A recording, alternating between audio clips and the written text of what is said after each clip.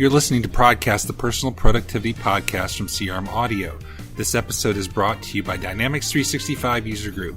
D365 User Group is the user group for Dynamics 365 and CRM community, and it's powered by users, for users, and specializes in the delivery of member-driven education, networking, and events to help you maximize your current Microsoft Dynamics investment. And the Dynamics 365 User Group Summit kicks off today. Look for us. Several of our CRM Audio hosts will be speaking and around the CRMUG Summit. So please look us up. You can look us up in the speaker directory, and if you do, come by and say hi, and we'd be glad to meet you. We thank D365 User Group for sponsoring this episode of ProdCast, the personal productivity podcast from CRM Audio. Matthew, it's been a while since we've had a ProdCast. Have you been able to keep productive despite the lack of ProdCasts? I think I have, Joel. I'll tell you the truth. With my return to the workplace, it has been, after parental leave, it has been quite the thing of making sure I don't fall into old habits instead of try to stay on top of things. So it's been a good test of me to not just say yes all the time. Yes. For me, it's been the weird schedule month. I spoke at Ignite last week and had some other unusual things over the last few weeks. So it's just, I'm looking forward to, after CRMUG Summit, hopefully getting back to a little bit of normalcy. I always say that, but it never happens. You gotta run on through to the end of the calendar year, Joel. Yeah, but what I tell myself, if you were reading a book or watching a movie that's a great hero's journey, like The Wizard of Oz or Star Wars or Lord of the Rings, it would be a really boring movie if it was just a normal day every day for them. You want adventure. So that's why I tell myself I'm having an adventure. Absolutely. What story do you want to be able to look back and tell, Joel? Exactly. The one where I got up, went to work, and came home at night. That would not be a exciting story. So a topic that you've talked about that's part of your everyday workflow is Evernote. And there's been some disheartening news from Evernote land here in the last 2 weeks. They laid off like 15% of their workforce, including like most of their top executives have left the company. So leaving people to wonder how much of a future Evernote has. Has that caused you any concern, or are you changing any of your work habits in a kind of a preventative manner so that in case something happened to Evernote, you wouldn't lose what you have in there? Yeah, so a couple of things on that, Joel. First off, separate from the announcements and separate from kind of that disheartening news, I had actually made a conscious choice that come my next renewal period, I wasn't going to be renewing my Evernote Premium subscription. So I don't know if that's a like a consumer indicator of what was to come for them. But a couple of things from my perspective on kind of some of the why, and am I concerned about the kind of movement that's been taking place there. Obviously, sure, there's concern there. In general, it's a cloud service, right? And I have invested a lot of time and effort into getting things in there and getting them tagged appropriately and being able to quickly and easily find things, especially using their text search inside of documents that you have in Notes. So, there's part of that where I'm a little anxious seeing that news that's out there. But the interesting thing for me is just the habit of how I use Evernote has changed over time. And what I mean by that is it used to be ubiquitous capture. I kind of had it as that point that I would trust it for everything that was going to be coming in. It was that landing pad for it, and there was never a question that I had to ask of which service am I going to drop this into. And I tell you what, it has become more of a kind of bloated product over time, which has made it more difficult to do that. What used to be really, really easy is no longer quite as easy. It's, extra loading time, some extra screens, and a lot of new features that frankly haven't appealed to me in the way that I use it. So, I look at news like this and I say, is this a result of a lot of people kind of looking at it and voting it that same way and not using their new services and those kind of things? Right. And I think there's a number of services out there that do basically what Evernote does. Even the searching for text within pictures, that's something that OneDrive can do, and OneNote can do, and Dropbox can do it. So it's not different enough to make me want to pay a premium subscription for it. Yeah. And they keep raising the prices on that premium subscription without giving a substantially differentiated product. I mean, I used to spend, it was $5 a month, and then you got a discount if you did the full year at once. Now I don't even do the top tier premium subscription. I'm paying, it's $70 a year, not that much more expensive, but it is more expensive, and it's definitely more than the $5 I was paying, and I feel like I'm getting less of a differentiated service for that, which is a tough spot for me to justify it moving forward. Right. So I think it underscores to me the consumer online products, and I know Evernote has been trying to move into more of a business product for several years, just hasn't had the traction there, I think, because there's other people like Microsoft that are so entrenched in it. But it underscores, especially consumer low-cost, no-cost web properties, they're not permanent. Even the big boys like Amazon, I think I might have mentioned before, earlier this year, I had been using their Music Locker service to store MP3 files and things. Not stuff you can stream on Spotify and things like that. I don't think there's a need to back that up, but I have recordings that are unique that either aren't available for streaming or other audio files that I've gathered over the years. And I was using that to store it, and they stopped that service. So nothing lasts forever, and underscores that if it's important to you, there's still value in having a local backup. Or, another thing I do is use redundant services. So that's why I have Dropbox and OneDrive, just because things I want to store, I can store them in multiple places. Yeah, exactly. And for either of those, you have that local copy plus the cloud copy. So you have, if the cloud goes poof, which it's not going poof, but for argument's sake, if the cloud goes poof, I still have my stuff, right? Right. I feel like over time there's been a shift for me in how much safety I needed to feel in having the physical copy on site. The old adage of the 3-2-1 backup has been a pretty good one. 3-2-1 being 3 copies of your data, 2 different types of media, and one of them off-site. That can still apply, but I tell you what, there are a lot of things that I don't care enough to have the physical on-site ones that I'm managing. If it were to disappear, I'd kind of be okay with it going away. It's not the pictures that I have going back and kind of important documents that I have that feeling about, but a lot of stuff, random things that I would like to go explore more or learn, or this or that quote. If I lose some of those and I haven't backed them up in 2 or 3 different places, that's fine. It wouldn't be the end of the world. And that's been an interesting shift for me over the course of the last, I'd say probably 3 years, when I've really felt that comfort level.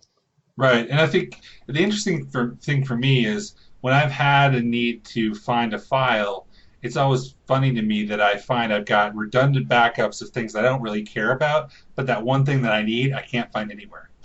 Right. Exactly. Like, why do I have, 5 copies of my 10th grade report card stored someplace when I can't find the picture of my daughter from her birthday party last year? Yeah, exactly. It's also interesting for some of these services especially along the free consumer side of things, of just knowing how your data is being used. I know this was there was a lot of hubbub over Evernote. Boy, it was. I would say 6 months ago, but that probably means it was a year ago with how quick time has been this last year, around a privacy policy change that they published that basically they were going to have, services that went through and would, key information out of the different notes that you have to be able to effectively make recommendations of other related notes or drive some sort of insights. Not that uncommon of a type of direction that companies are going in right now, but there are certainly some services that I trust more than others on what they're doing with my data and how that might be used, and if the company gets acquired or sold off or split up, where that might end up going. So looking toward those providers that are going to be more trusted with that has been a bigger consideration for me, especially on those free consumer services. Right. Absolutely. So another topic that is tied into what we talked about before, we talked about certain apps, third-party apps that you can use to control your screen time, to show you how much time you're spending on different activities online. Interesting thing is, with the recent updates to both Android and iOS, they both introduced digital well-being controls into the OS. Now, Apple released it with iOS 12.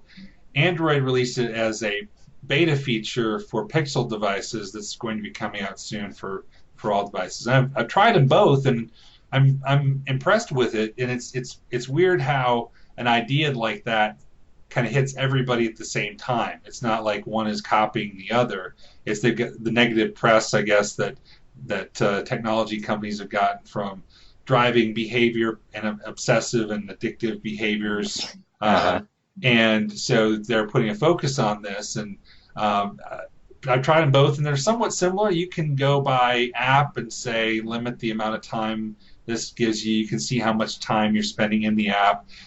The Apple version is in the settings, go to screen time, and they've also enhanced the do not disturb to do things like turn off notifications at night. Both of them are doing the thing where during your night hours, whatever you set those to be, it will limit or not show you notifications. So it's good stuff. I think it's good enough, at least from my perspective, to do away with, like I was using this app called Moment on iOS, and the other one I can't remember the name of on Android, but for me this pretty much checks the box. And yeah, so go ahead. I'm curious, have you seen any notable impact to kind of battery usage as you're using apps using the phone? Because that's where, as I've used those apps, I've seen like that definite overhead of kind of that Big Brother type of app monitoring things. How does that look in the ones you've been playing with? I think so. I haven't really been looking specific for that. Put it this way, I haven't seen noticeable change in my devices from battery from what it was before the update and after.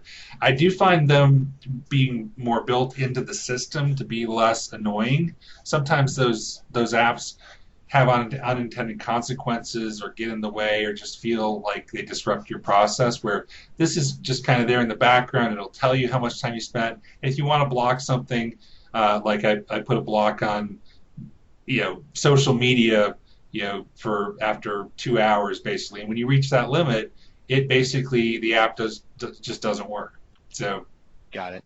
So it's a good thing. The interesting thing about the Android version is it will make, for whatever your night hours, it makes it go into grayscale mode. So all of a sudden everything is black and white. And that the idea is when you're winding down, the wind down feature is supposed to help you get to sleep, because it takes that jarring light away, and if you're reading on your device or whatever, it's a little bit different. It's also that not so subtle reminder. I mean, I have the blue light filter that goes on at whenever sundown is, just as kind of the more subtle reminder, but that sounds much more, I don't know, in your face, especially if you're trying to watch a video. Yeah, when I was at Ignite, we had the thing at Universal Studios. The party was at Universal, which was cool. They like rented the whole park out. You go, and it was like 8 to midnight. And so when I was on the bus coming back, all of a sudden my phone went gray. It was a little bit weird. Brilliant. It seems like the phone runs slower in grayscale mode. I don't know if that's true or not, but it seems like to be a little bit slower responsive. So maybe it's still a beta, so maybe something's going on there. Yeah, I also wonder if it's just, you think of black and white movies and a slower pace of life. Exactly. So what about on goals? Any update or things you've been reading? So so on the reading topic there, a couple of things. I've been on a bit of a common theme for books, and I'm wondering as I go through the titles of a couple of these, if you can guess the theme, I'll share with you afterward whether you get it or not. But so one of the books I was reading was Deep Work, and the other one is Essentialism. Okay. Are you familiar with Essentialism? But I know Deep Work, and Deep Work is working deeper, focusing on what you do, avoiding shallow stuff, and yeah. I read the book The Shallows around the same time I read Deep Work, and I found they complement each other very, very well.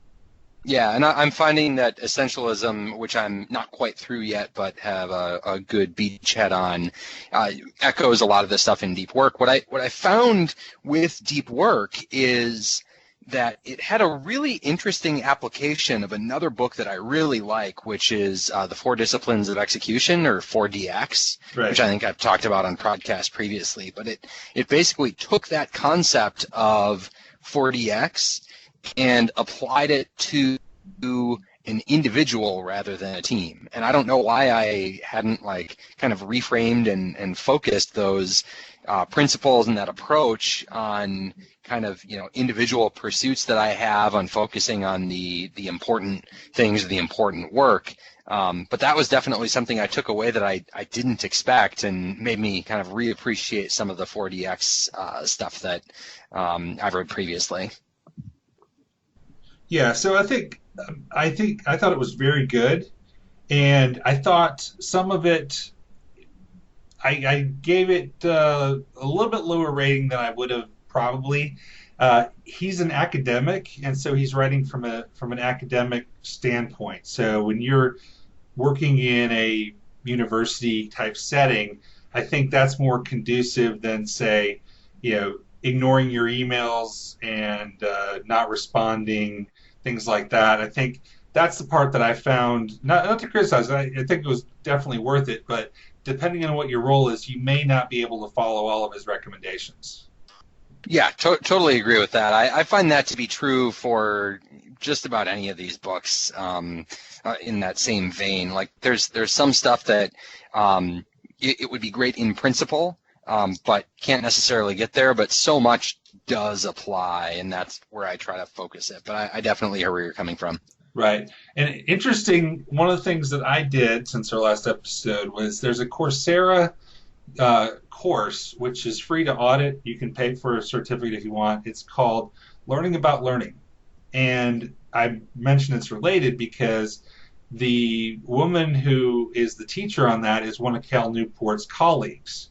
And she refers to him in that, especially during talking about the different types of thought. And I can't remember the term for this, but there's the kind of the focused and the unfocused thought, and bringing up all the people like Salvador Dali and Thomas Edison that also it was diffuse mode of thinking, which is they would kind of similar, like they would sit in a chair like holding a ball or their keys or something like that, and relax to the point where they started falling asleep, and they would drop it and that would wake them up, because supposedly the way your brain works, that aids focus and helps. You need both of those modes, where you're focusing on a task and also opening your mind up to, more creative thoughts. Interesting.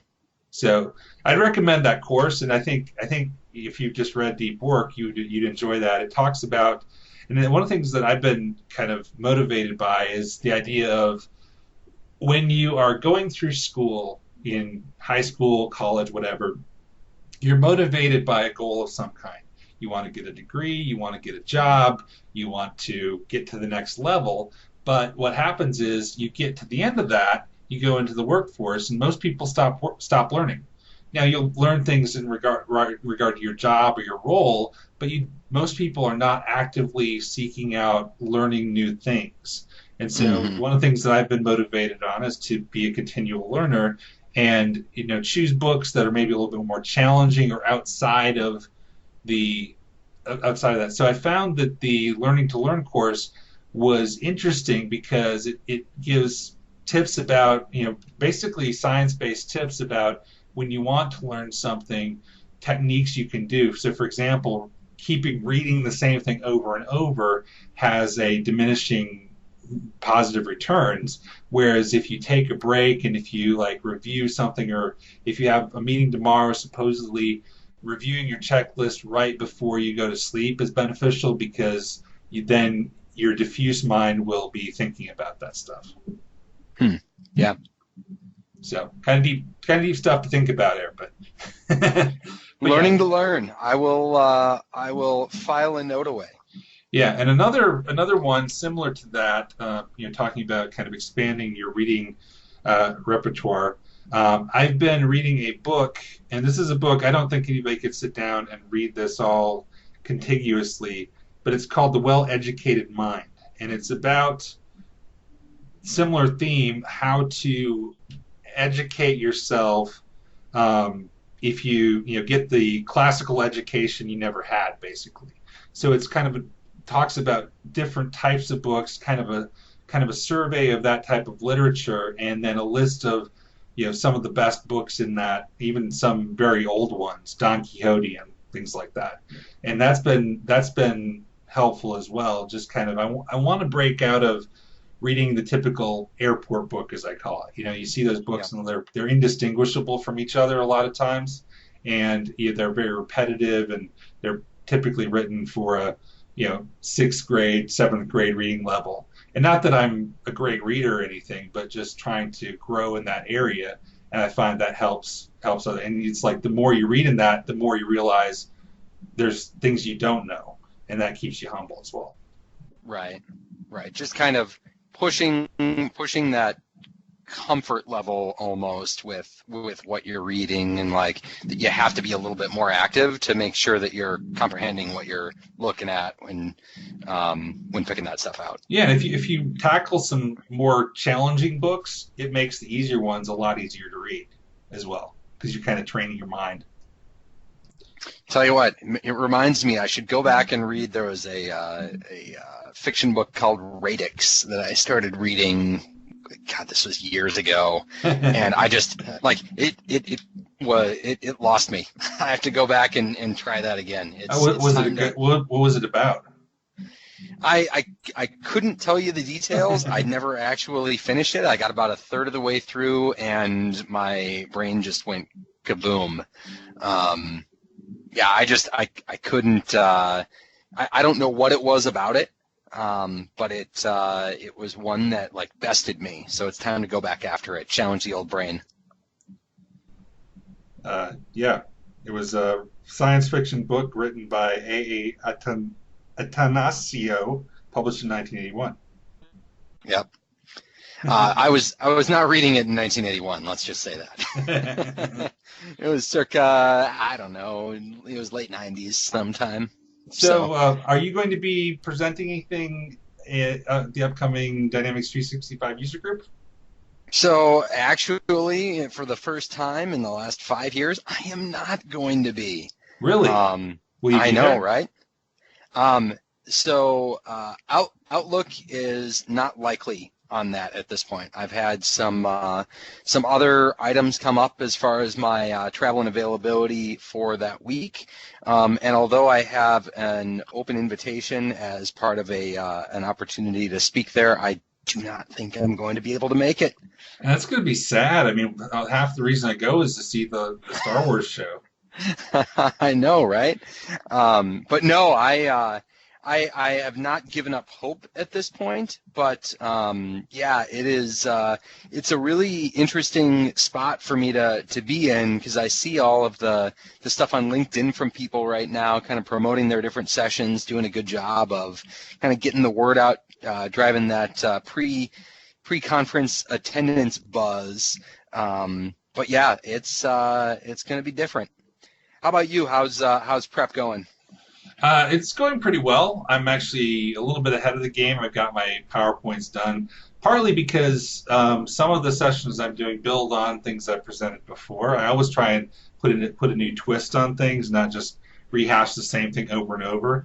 But it definitely helps. The other thing that I've done this year is all my sessions I'm presenting with someone else, and that just takes a little bit of the pressure off, because it's less pressure, to have a buddy and be sharing the load rather than carrying the whole session by yourself.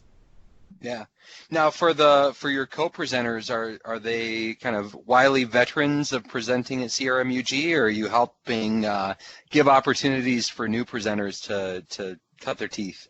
Some are, but some of them this is their first time, and so that's another enjoyable thing, is seeing kind of that light go on in their eyes of, hey, I should have done this before. This isn't as bad as it could be. Hopefully they'll say that anyway. Yeah. But yeah, then maybe get them started on presenting and getting out in front of people, because it's a lot of fun. Yeah, definitely, and a good learning experience even on the presenting side. Right. So yeah, you're exactly right. Somebody who hasn't done it before, for them it's nerve-wracking to get up in front of 50, 60 people or whatever. But if I could be there and calm down, says it's okay, and if you forget what you say, just ask, anybody have any questions, or do you have any scenarios you've tried, or anything like that, or what did you learn when you use mobile? That's always good. Right on.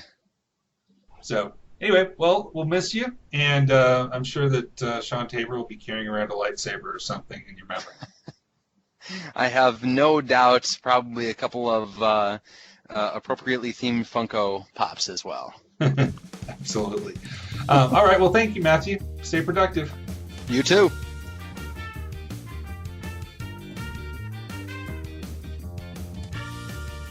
This has been ProdCast, the personal productivity podcast from CRM Audio with Matthew C. Anderson and Joel Lindstrom. Follow Matthew on Twitter at MC Anderson or on his blog, connectingthedata.com. Follow Joel Lindstrom on Twitter at Joel Lindstrom. ProdCast and the rest of the CRM Audio Network are available on iTunes, Google Play, Spotify, and anywhere else fine podcasts are available. This podcast is a production of Dynamic Podcasts, LLC.